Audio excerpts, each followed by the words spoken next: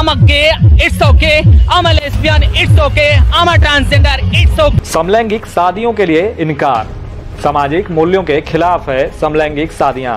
नमस्कार, आप लोग बुलेटिन देख रहे हैं। देखिए, आज 5 जजों की संवैधानिक पीठ ने समलैंगिक शादियों को लेकर इसकी मान्यता देने से इनकार कर दिया है।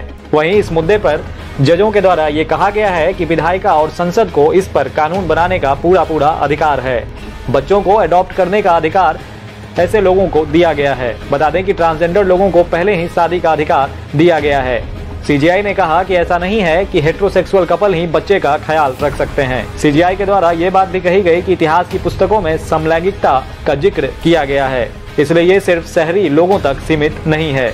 सुप्रीम कोर्ट ने इस पर कानून बनाने का दिशा निर्देश भी केंद्र सरकार को दिया है। तो कुल मिलाकर कहा जाए तो इस फैसले में समलैंगिक शादियों को मान्यता देने से इनकार कर दिया गया है। बताते चलें कि मई 2023 से इस मुद्दे पर बहस चल रही थी, जिस पर आज यानी 17 अक्टूबर को फैसला किया जाना था। यही कारण है कि इस दौरान सुप्रीम कोर्ट के इस फैसले पर देश के LGBTQIA+ लोगों की निगाहें टिकी हुई थी। बात करें बिहार की, तो बिहार की प्रसिद्ध ट्रांस एक्टिविस्ट रेशमा प्रसाद ने समलैंगिक लोगों की शादियों को मान्यता देने से सुप्रीम कोर्ट के इनकार पर दुख व्यक्त किया है। माननीय उच्चतम न्यायालय के द्वारा दिए गए वर्डिक्ट को हम आधे अधूरे तरीके से स्वीकार करने स्थितियों में हैं, क्योंकि ट्रांसजेंडर व्यक्तियों की शादियों को उन्होंने जिस तरीके से ट्रांसजेंडर प्रोटेक्शन राइट एक्ट के अनुसार स्वीकार किया है, यह बहुत ही अच्छा, एक ट्रांसजेंडर वुमेन होते हुए मुझे बहुत ही अच्छा लग रहा है। परंतु जो सेक्सुअल माइनॉरिटी साथी हैं, उनके लिए उन्होंने जिस तरीके से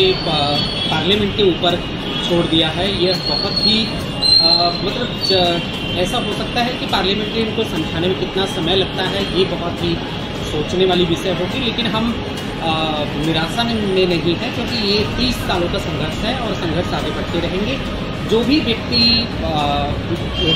सिविल यूनियन राइट्स और अपने अधिकारों के लिए मुश्किलों में हैं, उनके लिए संघर्ष जरूरी से करना होता है और समाज को बदलने की आवश्यकता है। तो यह आधे अधूरे मन से हम स्वीकार करेंगे और संघर्ष को आगे बढ़ाए रखेंगे कि किस तरीके से हमारी ज़िंदगी में नया उजाला आ सकता है। और ट्रांसजेंडर व्यक्तियों के लिए खासतौर पे इसको क्लैरिफाई करना कि ट्रांसजेंडर व्यक्ति महिला, पुरुष या खुद स्वयं ट्रांसजेंडर मैन, ट्रांसजेंडर वुमेन एक साथ में शादी कर सकते हैं, ये बहुत ही अच्छा जजमेंट है।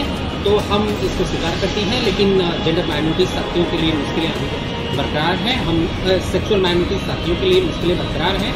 हम इस पर संघर्ष लगातार करते रहेंगे, लड़ेंगे, जीतेंगे। बताते चलें कि सुनवाई की शुरुआत में न्यायमूर्ति चंद्रचूड़ ने कहा कि मामले में उनका न्यायमूर्ति संजय किशन कौल, न्यायमूर्ति S रविंद्र भट्ट और न्यायमूर्ति PS नरसिम्हा का अलग फैसला है। न्यायमूर्ति हिमा कोहली भी इस पीठ में शामिल हैं। प्रधान न्यायाधीश ने केंद्र, राज्यों और केंद्र शासित प्रदेशों को यह सुनिश्चित करने का भी निर्देश दिया कि समलैंगिक समुदाय के साथ मतभेद नहीं किया जाए। उन्होंने कहा कि समलैंगिकता प्राकृतिक होती है, जो सदियों से जानी जाती है और इसका केवल शहरी या अभिजात्य वर्ग से संबंध नहीं है।